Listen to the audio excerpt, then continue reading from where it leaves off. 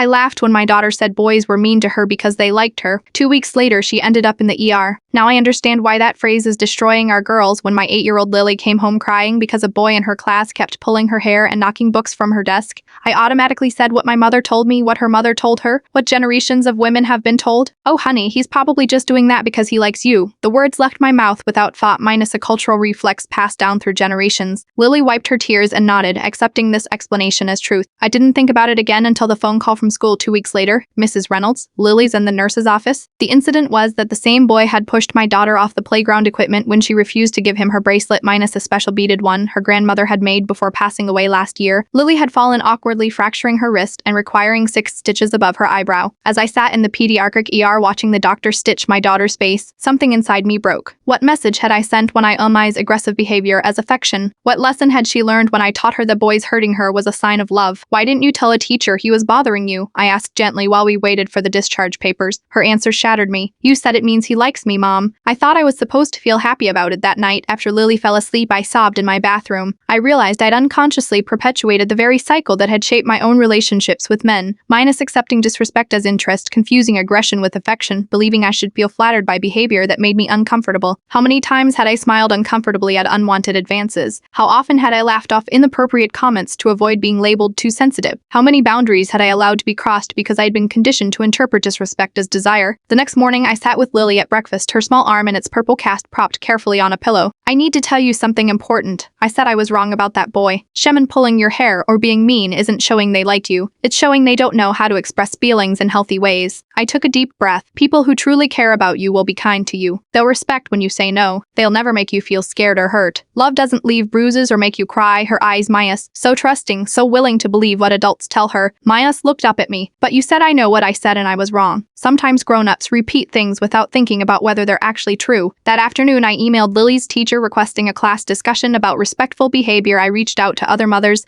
finding many had reflexively offered the same harmful explanation to their daughters. Together, we organized a parent workshop on breaking cycles of Dumai's aggression. When Lily returned to school, she had new words, new boundaries, and a mother who promised never to romanticize her pain again. She proudly told a classmate who commented on her cast, "This happened because someone was being mean, not because they liked me." Here's a big difference. Some lessons we pass down without question, others we must consciously break before they break our children. I know which legacy I want my daughter to inherit.